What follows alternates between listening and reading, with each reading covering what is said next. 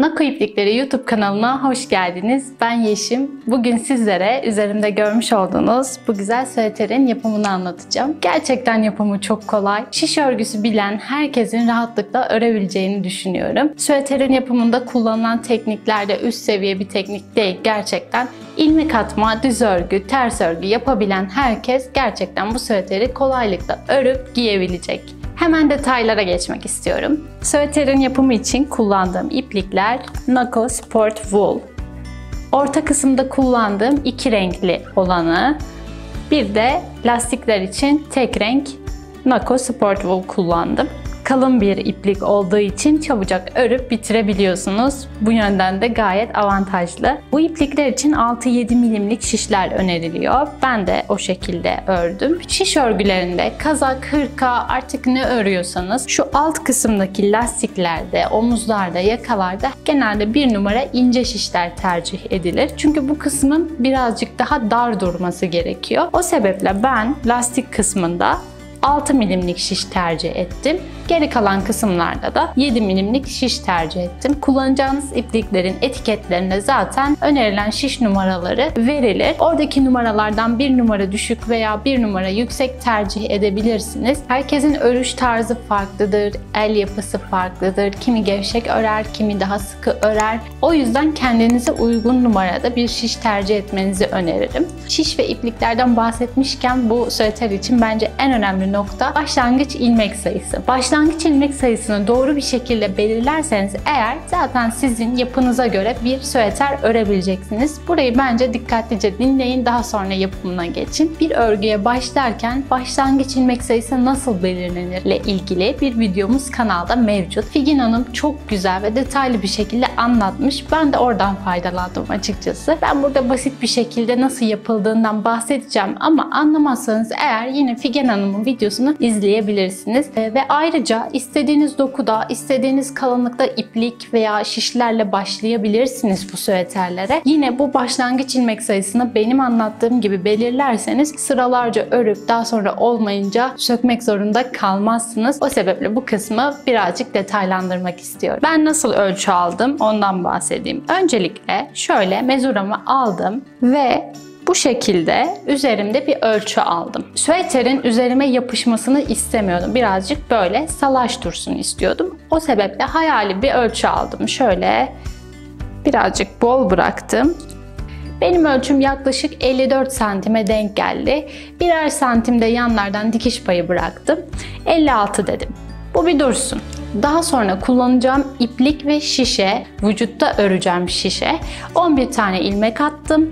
Şöyle bu kadarcık bir parça ördüm. Daha sonra o parçanın enini ölçtüm. Parçamın eni 8 santime denk geldi. Bu arada bu anlattığım şey aslında kullanacağınız bütün ipliklerin arkasında şema şeklinde verilmiştir. Mesela bunda 11 tane ilmek 10 santime denk geliyormuş.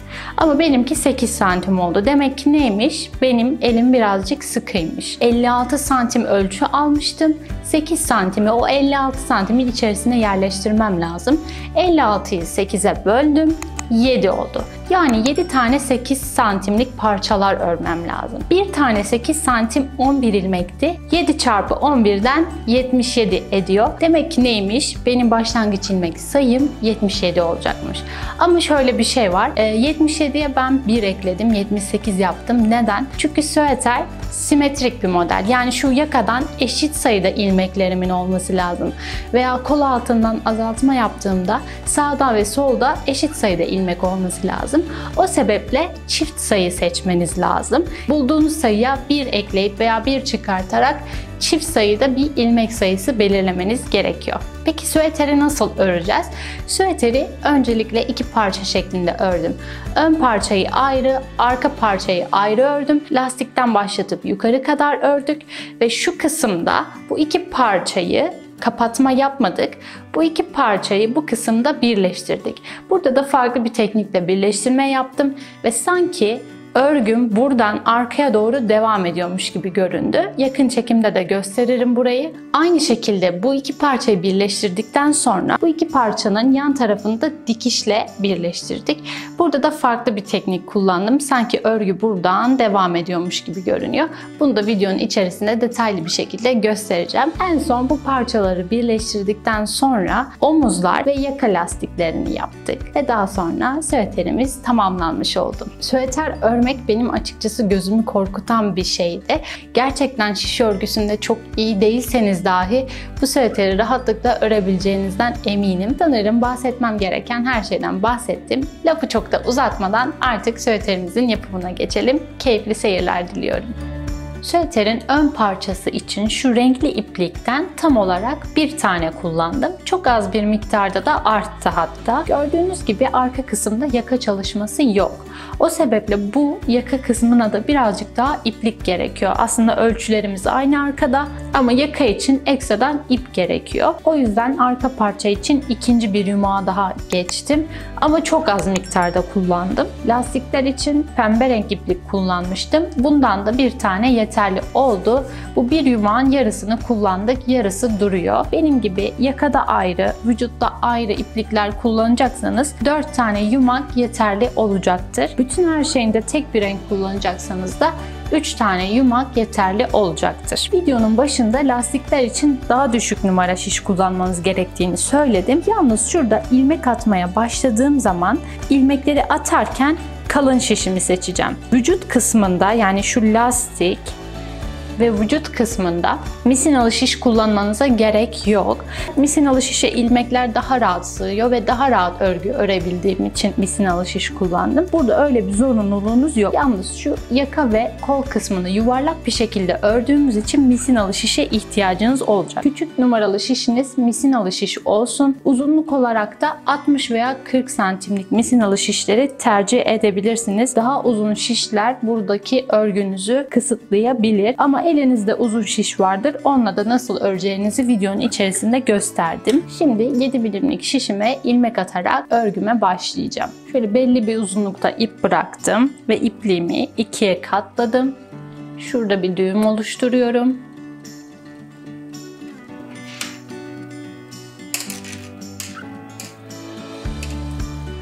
Birinci ilmeğim, toplamda 78 tane ilmek oluşturacağım.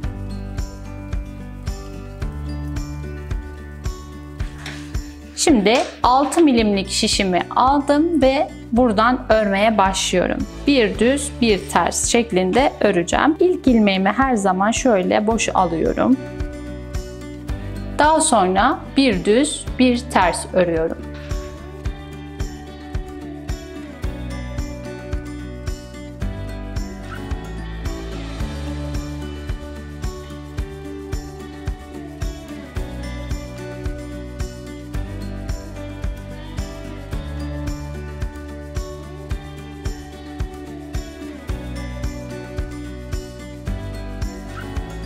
Birinci sıramı tamamladım. Şimdi geliyorum. Buradan devam ediyorum. Tersle başlıyor. Ters aldım. Düzle başladığı zaman da düz alıyorsunuz. Düz, ters, düz. Bu şekilde örgümüze devam ediyoruz. Toplamda 10 sıra boyunca lastik örüyorsunuz. 10 sırayı tamamladıktan sonra diğer şişe geçiş yapıp örgünüze o şekilde devam ediyorsunuz. Yani şurada 7 milimlik şişe geçiş yapıyorsunuz ve ipliğinizi de değiştiriyorsunuz. Bir sırada düz, arkada ters, önde düz, arkada ters şeklinde örerek devam ediyoruz. Evet, süveterimi istediğim uzunlukta ördüm. Şimdi size ölçülerini vereceğim. Yaklaşık 6 santim kadar lastik ördüm. Sıra sayısı olarak 10 sıra lastik ördüm. Bir düz, bir ters. Yaklaşık 16 santim kadar da burayı ördüm. Sıra sayısı olarak da 31 sıraya denk geliyor. Burada kol altı kesimi yapacağım. Bunu alıp üzerinizde deneyebilirsiniz. Koltuk altınızın tam 4 parmak altına denk gelecek şekilde istediğiniz boyutu ayarlayabilirsiniz. Benim istediğim boyut bu şekilde. Öncelikle sağ ve soldan kol altı kesimini yapacağım bu sırada. Sonraki sıralarda da yaka derinliğini vermeye başlayacağız. Yaka derinliğini verirken sağı ayrı, solu ayrı şekilde öreceğim. Hadi şimdi nasıl yapıldığını görelim. Şimdi ilk olarak sağ ve soldan 7'şer tane ilmek keseceğim. Şöyle bir tane düz örüyorum. Bir tane daha düz örüyorum. Daha sonra şuradaki ilmeği alıp bunun üzerinden atlatıyorum. Atlatma işlemini rahat yapmak için şu ipi de hafif çekiştirin. Bir tane kestim. İkinciyi kesiyorum.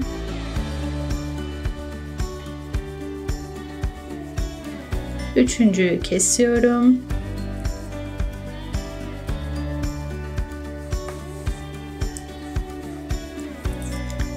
Dördüncüyü kestim. 5, 6 ve 7. Bakın bu şekilde görünüyor. Şimdi bu sıradaki bütün ilmekleri düz şekilde örüyoruz.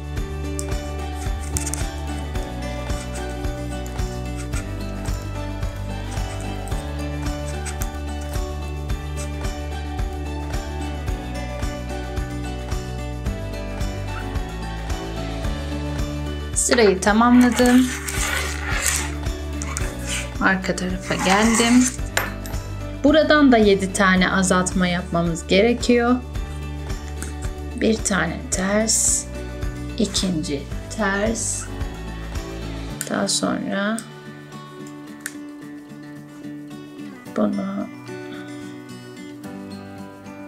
bunun üzerinden atlatıyorum. Bir daha ters ördüm. Yine bunu şuradaki ipi de çekiyorum. Bundan atlattım. Üçüncü tersimi ördüm.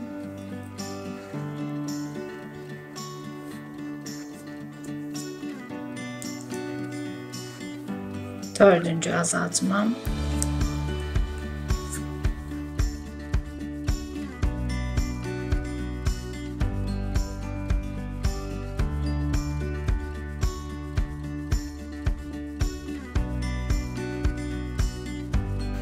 Bakın bu şekilde görünüyor. 7 tane azaltma yaptım. Şimdi ters olarak öreceğim hepsini.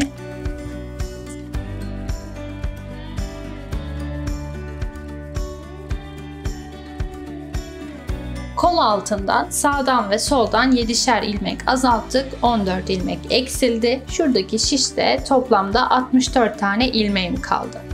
Bu noktada 64 ilmeğin yarısını saydım. 32 tane ilmek, tam ortasına ilmek belirleyici taktım. Belirleyiciniz yoksa çengelle iğne de işinizi görecektir. Yaka kısmını iki farklı parça şeklinde öreceğim. Nasıl? Şimdi bu 32 ilmeğin olduğu kısımda hem kolumu azaltacağım hem de yakayı böyle V harfi şeklinde ilerleteceğim. Yani önce bu kısmı öreceğim. Burası bittikten sonra gelip buradaki 32 ilmeği de aynı şekilde öreceğim. Hadi nasıl yapıldığını görelim. Şimdi şu aklınızda bulunsun. Düz sıradayken ilk ilmeğimi düz alacağım örmeden. Ters sıradayken de ilk ilmeğimi ters alacağım örmeden. Her zaman bunu yapacağız. Bu aklınızda bulunsun. İlk olarak düz alıyorum örmeden. Sonra bu iki ilmeği kesiyorum. Kesme yaparken ne yapıyoruz? İki ilmeği birlikte düz örgü örer gibi örüyoruz.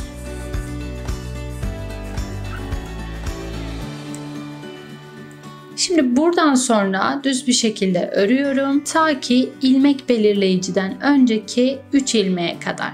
Şu 3 ilmeğe kadar düz bir şekilde örüyorum.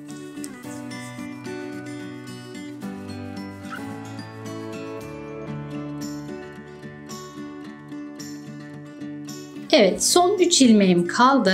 Burada yaptığım kesmeden burada da yapacağım fakat buradaki kesmenin yönü daha farklı olacak. Her zaman sağdaki kesmem normal kesme, soldaki kesmem yönü değiştirilerek yapılacak.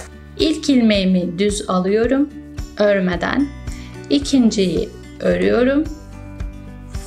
Örmediğim ilmeği ördüğüm ilmeğin üstünden atlatıyorum. Atlatırken şu ipliği azıcık çekin. ilmek daha rahat kaysın. Bu şekilde yaptım. Son kalan bir ilmeği de düz örüyorum. Bundan sonra belirleyicimi çıkartıyorum. Şu şişi uzatalım. Artık bizim bu tarafla hiçbir işimiz yok. Sadece burayı öreceğiz. Arka tarafa dönüyorum. Ters tarafta ilk ilmeği ters alıyoruz. Gerisini ters örüyoruz. Başka bir şey yaptığımız yok. Arka taraf her zaman böyle olacak. Şöyle ilk ilmeğimi ters aldım. Ve devam ediyorum.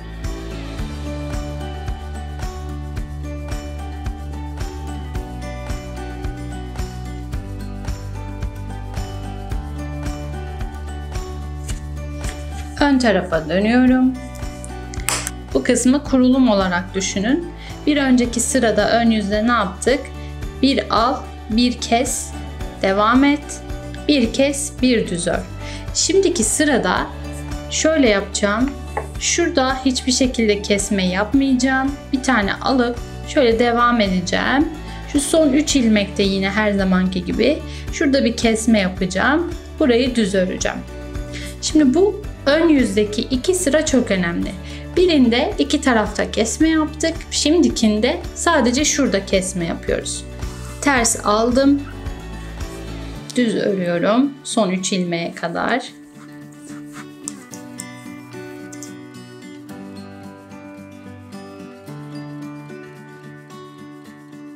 Son 3 ilmeğe geldim. Bu taraftaki kesme işlemim nasıldı? Birini düz aldım, örmedim. İkinciyi ördüm. Örmediğim ilmeği ördüğüm ilmeğin üstünden atlattım. Bir tane daha düz ördüm. Arka tarafı her zamanki gibi ters örüyoruz. Şimdi ön yüzde yaptığım eksiltmeli 2 sıra var ya. Bu 2 sırayı 4 kere daha tekrarlıyoruz. Arkayı her zaman ters örüyorduk. Bir sonrakinde 2 tarafta kesme yapacağım. Ondan sonrakinde sadece şurada kesme yapacağım. Yani bu 2 sırayı 4 kere daha tekrarlıyoruz. Bu 4 sırayı tekrarlayın. Daha sonra videoya devam edelim. Evet, azaltmalarımı tamamladım. Son olarak ters yüzü de ördüm ve burada bitirdim. Toplamda ilmek sayım 17. Şimdi burası tekrarlayan kısımdı. Biz yine azaltmalarımıza devam edeceğiz. Burada bitirmeyeceğiz. Buradaki azaltmalar birazcık daha değişik oluyor. Yine onda da tekrar eden sıralar olacak. Burayı güzelce dinleyin. Zaten ilmek sayımız azaldığı için hemen ilerleyecek bu kısım. Burada her zamanki gibi sıra başına bir tane alıyoruz. Bir tane keseceğiz. Sırayı tamamlayacağız. Arka taraf aynı. Sonraki sıra bir tane al. Hiçbir kesme yapmadan devam et. Ön yüzde bu saydığım 2 sıra sürekli devam edecek. Bir tanesini de şurada keseceğiz. Bir tanesini de hiç kesmeyeceğiz. Artık buradaki kesme işlemlerim bitti. Bir sırada kes, bir sırada hiç kesme şeklinde devam edeceğim. Nereye kadar devam ediyorum? Toplam ilmek sayım 17'den 11'e düşene kadar bu şekilde tekrar ediyoruz. Birini göstereyim. Diğerini zaten yaparsınız. Bir tane aldım. İkisini birlikte örüyorum. Gerisi düz.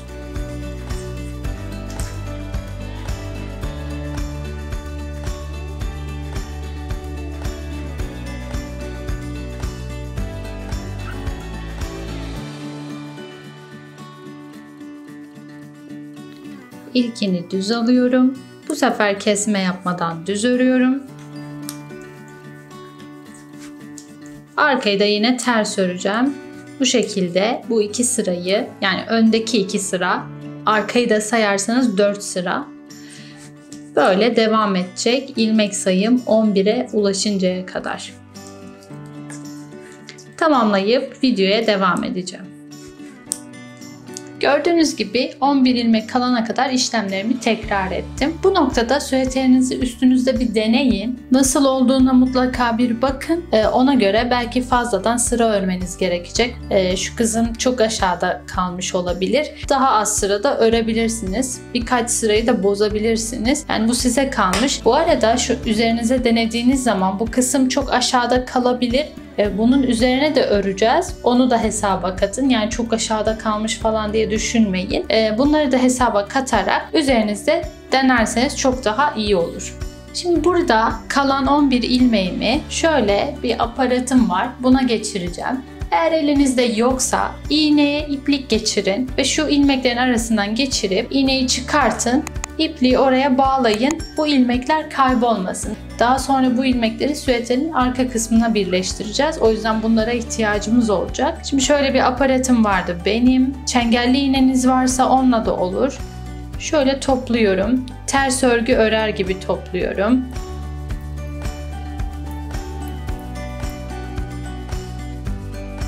İlmeklerimi topladım. Bu bir kenarda duracak. Şöyle uzunca bir iplik keselim.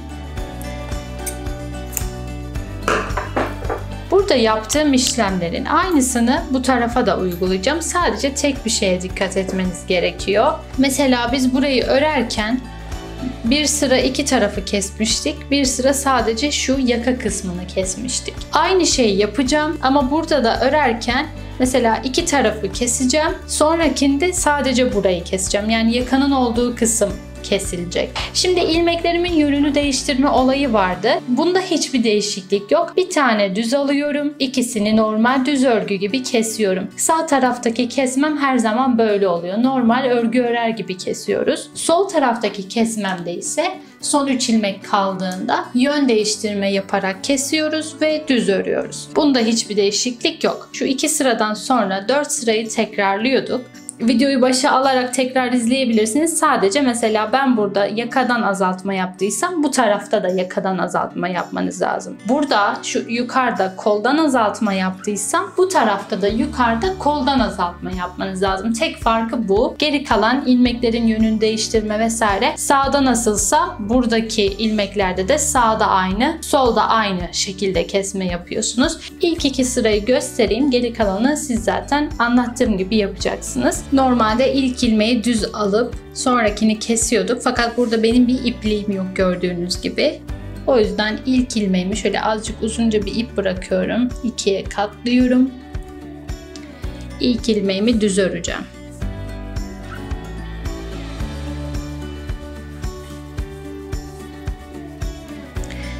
Düz ördükten sonra 2 ilmeği birlikte düz örüyorduk. Şurada bir düğüm atabilirsiniz. Ben daha sonra gizleyeceğim bu ipliği. Şöyle ikisini birlikte düz örüyorum. Son 3 ilmek kalana kadar böyle devam ediyorduk.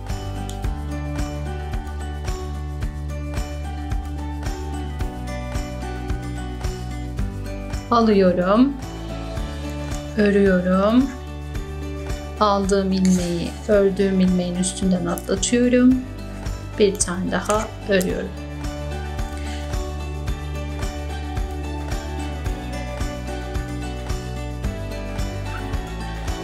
Ön yüze döndüm.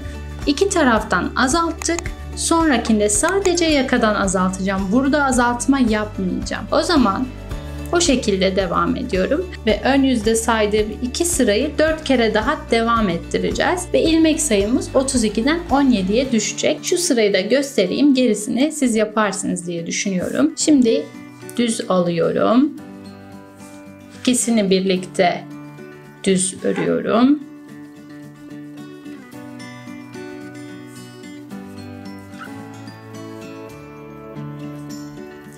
Daha sonra sıra sonuna kadar düz örüyoruz. Sadece yakadan azaltma yapıyoruz ikincisinde. Bunu bu şekilde 17 ilmek kalana kadar devam ettiriyorum. Daha sonra videoya gelelim. Kesmelerimi tamamladım. 17 ilmeğe ulaştım. Buradan sonra şu kısım kaldı. 11 ilmeğe düşürdüğümüz kısım. Burada da ne yapmıştık?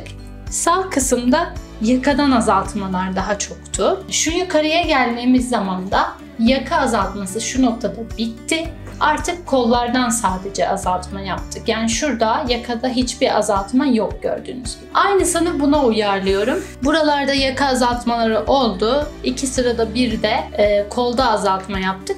Bu noktadan sonra yaka azaltmasını bırakıyorum. Yani burada hiçbir azaltma yapmayacağım. Azaltmalarım şu tarafta olacak. Burayı dümdüz bir şekilde örüyorum. İlk ilmeği al, düz bir şekilde ör. Son 3 ilmekte burada bir kesme, burada bir düz yapıyorum. Bir sıra böyle. Arkayı ters örüyorum. Sonra geliyorum tekrar.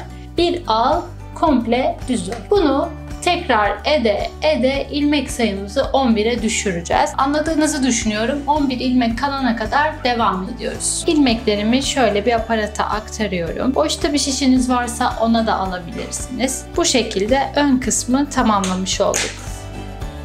Bu arada ön parça için şu kadarcık bir ipliğim kalmıştı. Ucu ucuna yetti diyebilirim. Yani bu ne demek oluyor? Arka parçada buralarda örülecek. Arka parça için bir tane yumak yeterli olmayacaktır. Arka parçayı da kesme yerine kadar ördüm. Ön parçada ne yaptıysak aynısını yaptım. Şurada 10 sıra boyunca lastik ördüm. Bu kısımda 31 sıra boyunca düz ördüm. Ölçü olarak da birebir aynı tuttu. Bakıyoruz. 16 santim. Burası da yaklaşık 6 santime denk gelmişti. Şöyle başlıyorum. İlkini düz alıyorum. İkisini birlikte örüyorum. Önde yaptığımız gibi yani. Son 3 ilmeğe kadar düz örüyorum.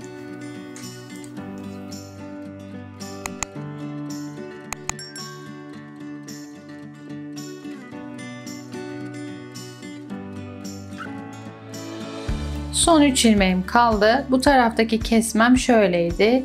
Bir al, ikinciyi ör. Aldığım ilmeği ördüğüm ilmeğin üstünden atlatıyorum ve bir tane düz örüyorum. Arka taraf dediğim gibi çok daha kolay. Ne yapacağız? Önde ördüğüm bu sıra, yani sağda solda birer tane kestiğimiz sırayı toplam 9 kere daha tekrar edeceğiz. Bununla birlikte 10 kere yapılmış olacak. Bunu saymıyorum. Bundan sonra 9 kere daha yapıp videoya devam edeceğim. Buradan sonrası çok daha kolay. Toplamda şu lastikten sonra 51 sıra ördüm. 28 sıra daha örmem lazım. Bu noktadan sonra artık azaltma yapmıyoruz. Arka tarafta sadece bu kadar kesme işlemi yapıyoruz. Ondan sonra dümdüz gideceğim. Ne kadar gitmeniz gerekiyor? Ön parçanın boyu ne kadarsa o kadar daha örmeniz gerekiyor. Zaten buradan sonrası gayet kolay. Düz bir şekilde örüp ilerliyoruz. Süveterimizi tamamladık sayılır. Şimdi buradaki parçaları birleştireceğiz. Öncelikle süveterin sırt parçasında ters yüz bize bakacak şekilde yerleştiriyorum. Süveterin ön parçasını üzerine koyuyorum. Şuralarda uzunca bir parça bırakmıştık. Bunları kullanacağız. Şimdi buradaki ilmeklerinde şişte olması gerekiyor. Bunun için yedekte şişiniz varsa onu kullansanız daha iyi olur. Yoksa eğer arka tarafta soldaki şişi kullanıyorum.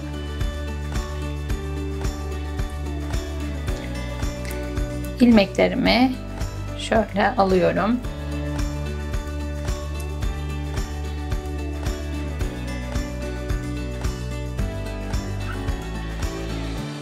Uzun ip parçasına iğneme geçiriyorum. Şimdi burada yapacağım işlemlere çok dikkat edin. Aynı benim sıralamamla yaparsanız çok rahat olur.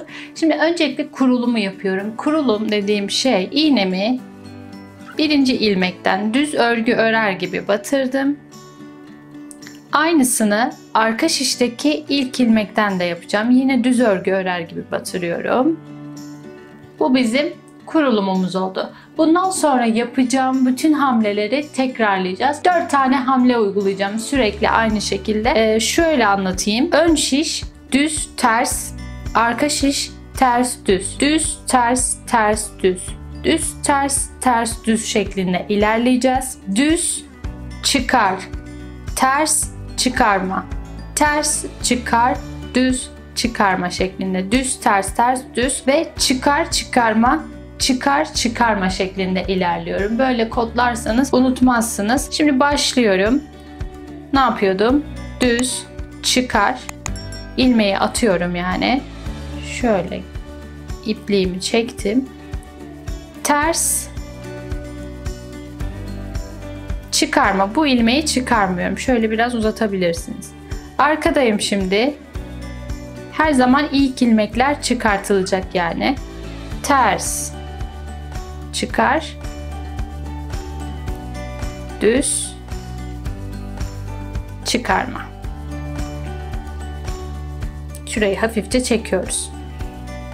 Yine aynı şekilde düz, çıkar, ters, çıkarma. Ters, çıkar, düz, çıkarma. Düz, çıkar, ters, çıkarma. Ters, çıkar, düz, çıkarma.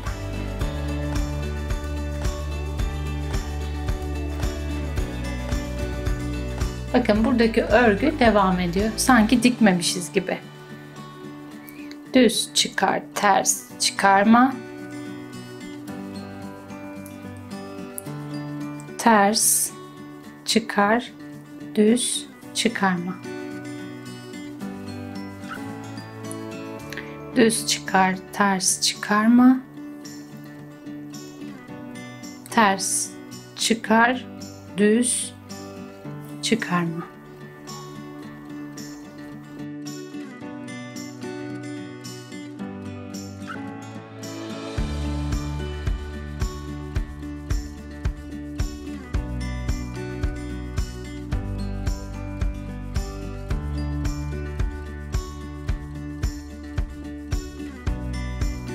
Son ilmek kalınca ikisinden de düz yapıp çıkarıyoruz.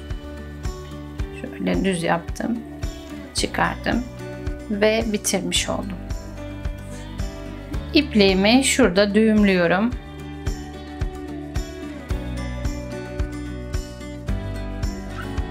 Şimdi burada yaptığım işlemlerin aynısını diğer tarafta da yapacağım. Şimdi arkadaki şişeyi şöyle alıyorum. Bu sefer sağdaki şişim boşta kaldı. Onunla da buradaki ilmekleri alıyorum. Aynısını yapıyoruz yine.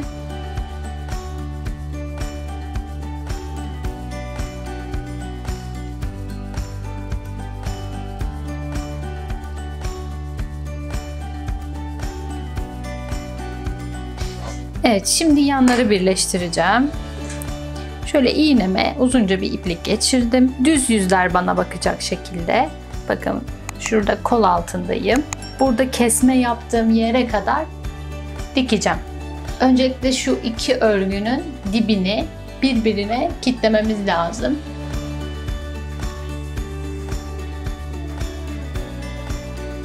Şurayı bir düğümlüyorum önce.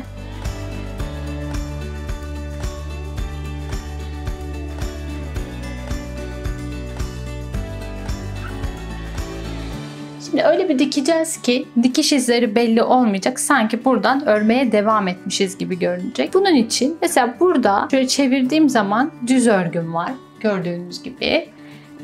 Bir de şurada bir düz örgüm var. Bu düz örgüyü kullanacağım. Aynı şekilde diğer tarafta da yine şöyle çevirdiğim zaman şurada bir düzle bitirmişim. Şurada da bir düz örgü var. Şu saç örgüsü gibi olan örgünün hemen ortasında çizgiler var bakın. Onlara sırasıyla batırarak ilerleyeceğim. Şimdi şöyle başlıyorum. Bakın ilk gelen çizgiye batırdım.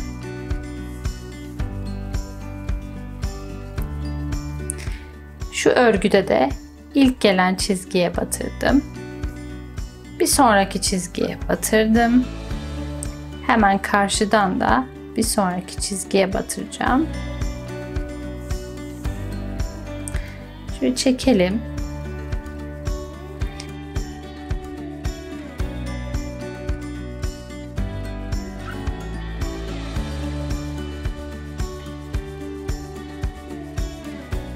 Biraz ilerleyince çekiyoruz. Çok da sıkmayalım.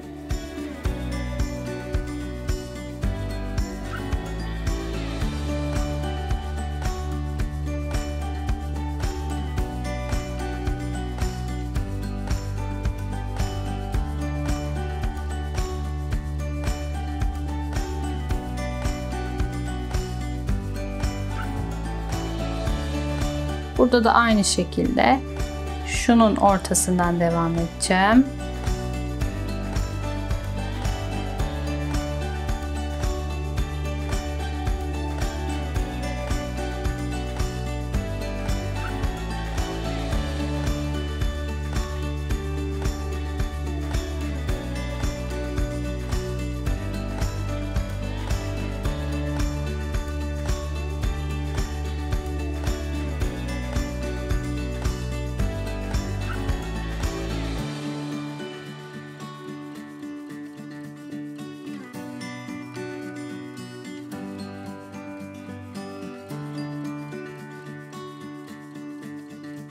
şuradaki ilmeklerin arasında saklıyorum ipliğimi.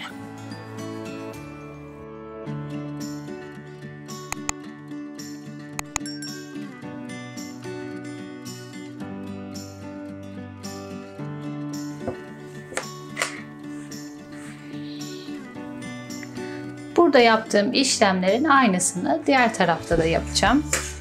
Burayı göstermeme gerek yoktur diye düşünüyorum. Ne yaptıysam aynısını tekrar ediyorum.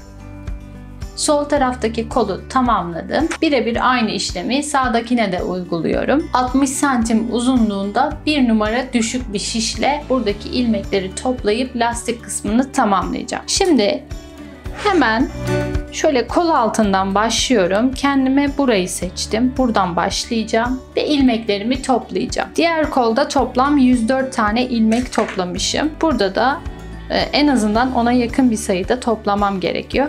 Ve toplayacağınız ilmek sayısı çift olmak zorunda. Dikkatsizliğinize gelip çift toplamadıysanız da nasıl düzelteceğinizden bahsedeceğim.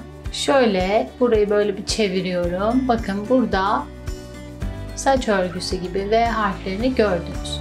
Onların hemen altına batıracağız. Bakın şuralara. Şuradaki deliklere.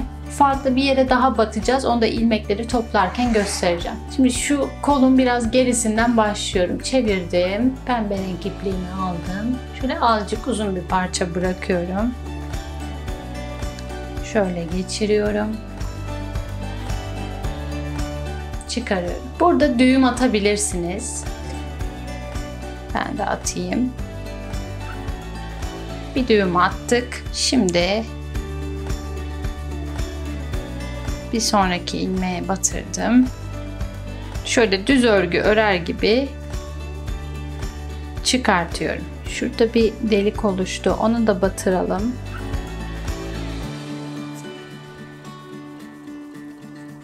Ondan da çıkarıyorum. Rahat edecekseniz şöyle de yapabilirsiniz. Bakın. Şuraya batırdım. Bunu tuttum. Şöyle doladım. Hafifçe bunu çekiyorum. Delikten çıkması için. Devam. Şu kol altında kesme yaptığımız yerler. Bunlarda hep birer tane ilmek oluşturuyoruz. Hepsinin altına bir tane batırıyorum.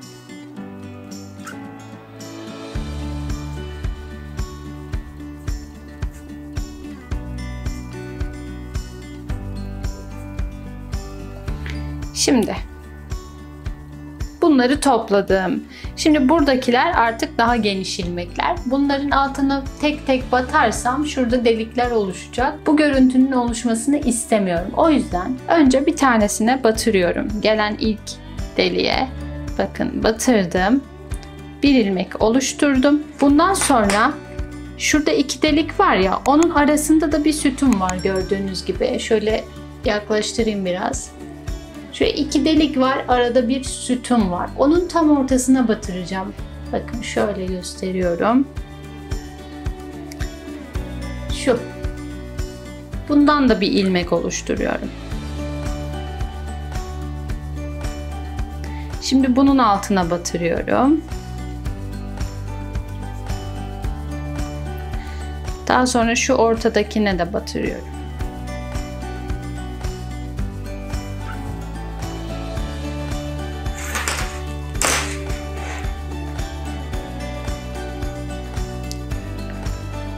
Altına batırdım. Bir de şu ikisinin arasında şuna batırıyorum. Bu şekilde bütün ilmekleri toplayacağız.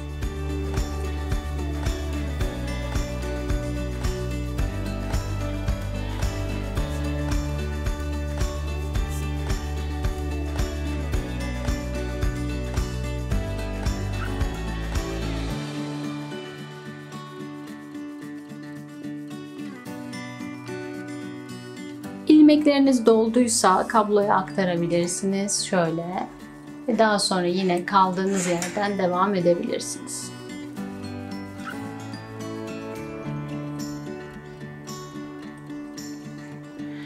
Gösterdiğim şekilde tüm ilmekleri şuraya gelene kadar topluyoruz. Dediğim gibi diğer kolda 104 tane ilmek oluşturdum. Bunda da en azından 100 tane oluşturmam gerekiyor. Ona yakın bir sayıda ilmek oluşturmam gerekiyor. İlmeklerimi topladıktan sonra videoya devam edeceğim. İlmeklerimi topladım. Tam olarak 104 tane olmuyordu. 103 tane oluyordu.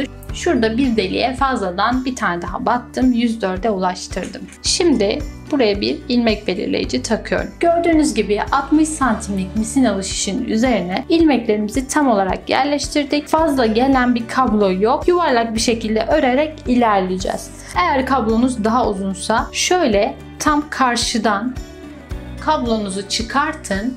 O fazlalık gelen kabloyu dışarı çıkartın. Daha sonra şöyle katlayıp buradaki şişi çıkarıp bunun üzerinden örün. Sıkıştıkça tam karşıdan böyle kabloyu çıkartın. Dediğim gibi örmeye devam edin. Bu sayede rahat bir şekilde örebilirsiniz. Şimdi burada lastik örgüm bir düz bir ters şeklinde gidecek. İlk sıra birazcık ilmekler sıkışık olduğu için zorlanabilirsiniz. Sonraki sıralar çok rahat ilerleyecek. Düzle başlıyorum. Bir düz, bir ters, bir düz. Şöyle ilmekleri toplayın.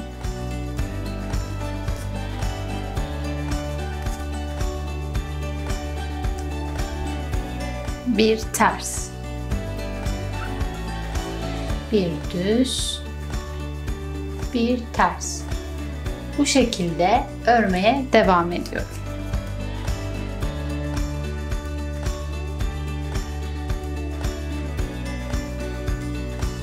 Evet, en son ters ördüm. Gördüğünüz gibi sırayı tamamlamış oldum. İlmek belirleyiciyi buraya kaydırdım. Birinci sıram tamamlandı. Düzle başlamıştık, tersle bitmesi lazım. Çünkü örüntümüz düz ters şeklinde ilerliyordu. Eğer burada düzle bittiyse şu iki ilmeği birlikte ters örün. Son ilmeğiniz ters olsun. Bundan sonrası aynı. 3 sıra daha lastik öreceğim ve kapama işlemi yapacağım. Normal düz örgünün üstüne düz örüyoruz. Şöyle. Ters örgünün üstüne ters örüyoruz. Bu ikinci sıram. Toplamda 4 sıra öreceğiz. Ve kapama işleminde tekrar görüşeceğiz.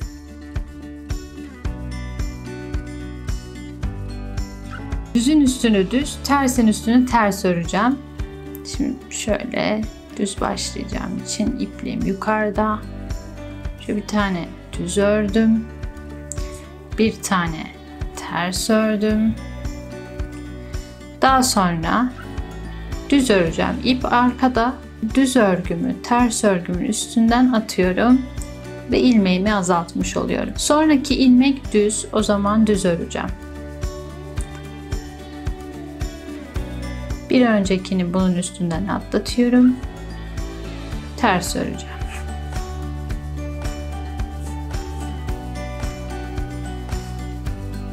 Normal kesme işlemi gibi yapıyoruz. Lastikte düzün üstünü düz, tersin üstünü de ters öreceğim.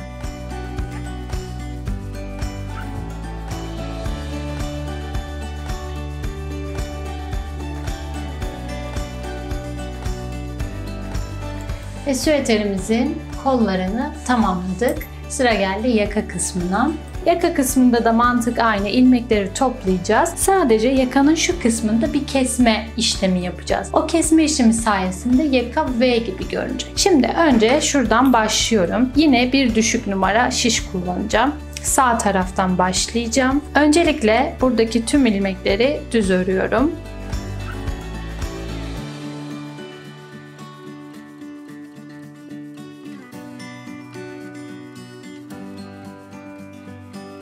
Şimdi burada toplamalara başlayacağım.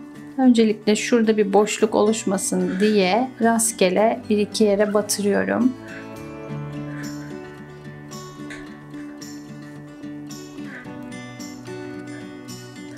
Ve aynı kolda topladığım gibi ilmeklerimi topluyorum.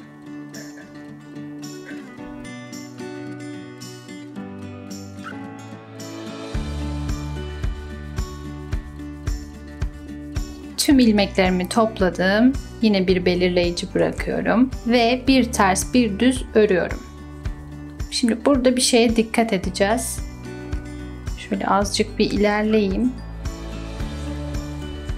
Şu an biz ense kısmındayız. Yakanın tam ortasına geldiğimizde bir azaltma yapacağız. Ama daha önce gösterdiğim azaltmalar gibi değil.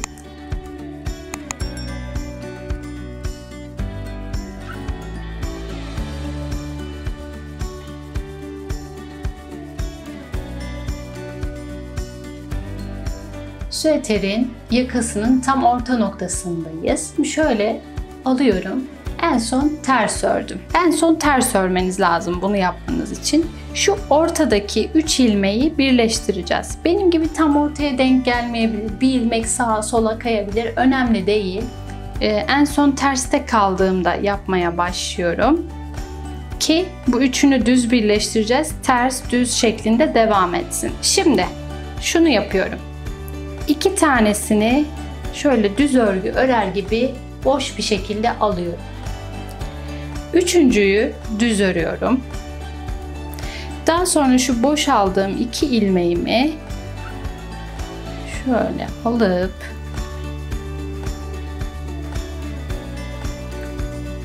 şunu da hafifçe çekip ördüğüm ilmeğin üstünden atlatıyorum. Şurada bir düz ilmek oluştu. Oraya da bir belirleyici takıyorum. Her buraya geldiğimizde aynı işlemi tekrar edeceğiz. Hatta şunu da bir öreyim. Burada bir ters var. Şimdi bu belirleyicinin sağında ve solunda birer ilmek var. Bu üçünde aynı işlemi tekrar edeceğim yine. Buradan sonrası yine bir ters bir düz şeklinde devam ediyor. Şöyle devam ediyorum. Yine buraya geldiğimde bir kere daha göstereyim. Geri kalan her şey kollarla aynı zaten. İlmeğimizin olduğu yere geldik. Şimdi burada ters olsa da düz olsa da fark etmez. Şu yanlarda hangi ilmek olduğu pek önemli değil bizim için. Şöyle 2 tanesini yine alıyorum. Bir tanesini düz örüyorum. Bu 2 ilmeği alıp üstünden atlatıyorum. Daha sonra burada düz varsa düz devam edin, ters varsa ters devam edin. Nasıl denk geliyorsa o şekilde. Bu benim ikinci sıram. Bu şekilde ben toplamda yine 4 sıra öreceğim. Daha sonra kapatma yapacağım. Üzerinize deneyebilirsiniz. Daha fazla örebilirsiniz veya daha kısa da örebilirsiniz. Bu tamamen sizin tercihinize bağlı olarak değişecektir. Toplamda 4 sıra öreceğim ve kapatma işlemini aynı koldaki gibi sıkı bir şekilde kapatacağım. Daha sonra süeterim hazır olmuş olacak. Ve süeterimizin sonuna gelmiş olduk. Umarım video size faydalı olmuştur. İzlediğiniz için teşekkür ediyorum. Sonraki projelerde görüşmek üzere. Hoşça kalın.